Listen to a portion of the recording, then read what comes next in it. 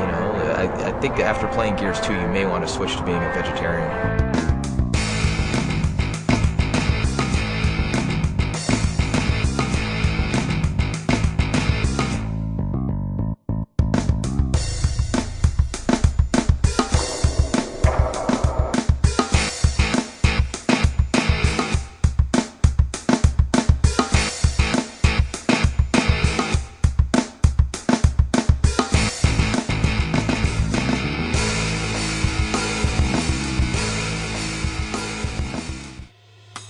One of the things people really complain about with Gears of War 1 is the party system, right?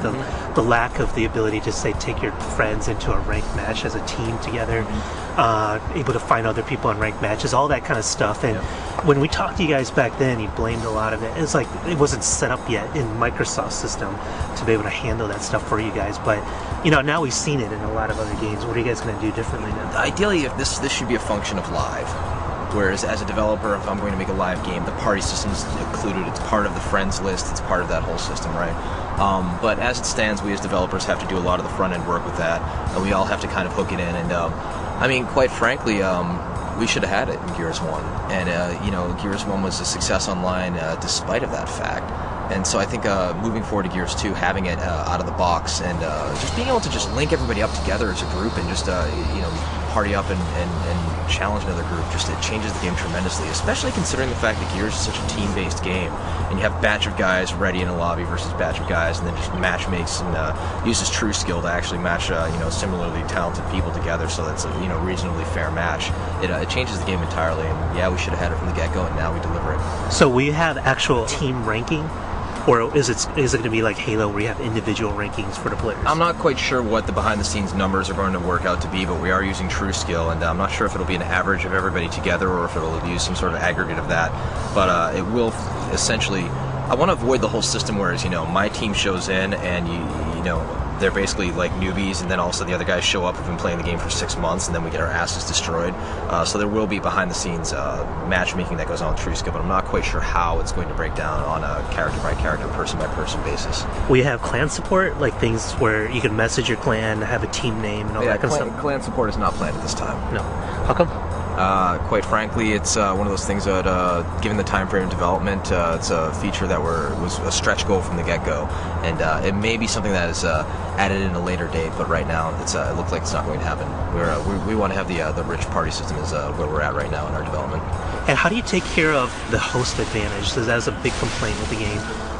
You know, like those little balancing things, like maybe pistol whipping was a little unfair. You guys had to tweak grenade tagging after a while because people were kind of using that a little bit too much, chasing after their achievements, maybe. Well, I think there's multiple issues involved in there, man. I mean, the first thing is you know, host advantage is something we're very much concerned about. Basically what we want to do is bring the performance of everybody else across the board that much higher as far as network optimization, so everybody has a far more consistent experience. We're offloading the voice server from the host to other servers, so that basically, you know, it's kind of a shared distribution of network work across the various clients. We're also doing a lot of work in regards to achievements to make sure that players don't grok the system, so you can only acquire one point towards your headshot achievement in each round or match. So you don't just go for the sniper rifle and essentially try and, you know, do that achievement grind the entire time. On the flip side of that, we also have achievement tracking, so we have that kind of meta RPG element, whereas you go in your multiplayer setup and you can actually see the last 3 achievements you've chipped away at, so you can see the progress bar, so you can see how close you're getting towards your seriously achievement or your headshot achievement or any of those, which kind of adds this kind of meta RPG type element. And it's just overall network improvements across the board. We're getting better at using our own tools, better at using our own technology, and we're going to deliver a very, very crisp online experience. Is that tougher now? Because now you're doing 5-on-5, so you're adding 2 more players, and on top of that you have all the new stuff where as a dead player, as a spectator, you can do all these camera angles, you can take screenshots, and you guys said that if you take screenshots, it's sort of like Pokemon Snap or Dead Rising, where you get scored on it based on how the everything's framed in a picture. So all of that must take up some bandwidth at some but a point. lot of that happens in the client, right? Like if I'm going around, and I'm spectating, all you have to do is kind of just keep track of the guys. I'm not really participating and affecting the battle. So once you go into spectator, you're kind of in your own channel. And then when I take a screenshot, it will store it locally until at a later date I tell it to upload to a third-party proxy server. So that kind of operates outside of the regular network bandwidth stream. And it's just, being intelligent about what we send, because the pipe is only so thick, and we need to figure out smartly what to send. And when you look at expanding the game to a 5-on-5, the way that Gears is designed, at any given point, you may start off with 5 players on 5 players active, but in Warzone, quickly a couple players are going to get picked off because they'll just get killed. And then in other game modes, we have a spawn queue, so players are currently churning through. So it's really not that many more players that are active at any given time in the battlefield, so it's not that much more that we will need to optimize for that.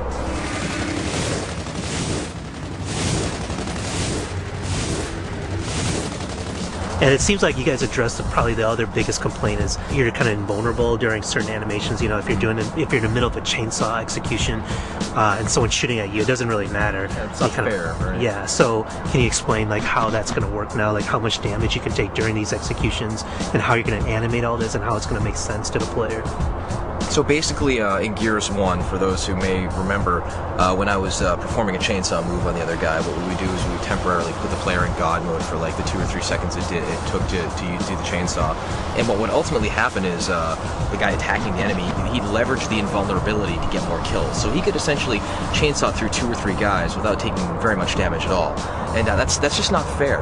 And so one of the very first things we did in Gears 2 is disable that whole fake God mode element that went on, whereas it was kind of an exploit that players wound up using. So now if you are in fact going to chainsaw somebody, you are in fact vulnerable to shots. And up until the moment, whereas once you start sawing somebody, the other guy will be dead, but you can also be taken out in the process by somebody else shooting at you. So if I take the risk to reward, I manage to get the chainsaw on you, you are going to be dead regardless of whether or not the animation completes. So you can't save the other guy, but what you can do is shoot the guy who's in the progress of killing your buddy. Now the thing is, I look at that as a player and I'm like, okay, great, you fixed this one thing, but then are you going to get people not wanting to do the executions and not wanting to get into those animations because you're stuck there now? Even if it's 2 or 3 seconds, you're going to take a few more bullets than you used to be able to.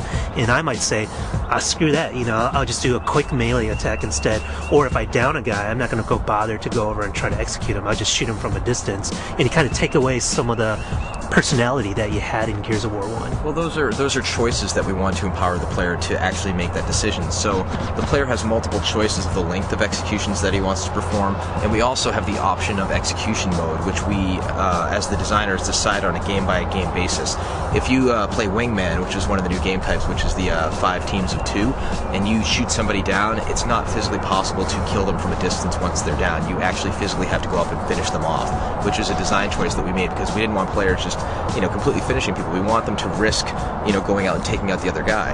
And then of course, since he has his buddy, his teammate can revive him and bring him back into the game up to 6 times in that game mode, and then therefore executions suddenly become that much more of an integral part of the gameplay, and that risk to reward ratio becomes a lot more interesting, players making the choice to execute on other players. So one of the other new modes you talked about is Guardian.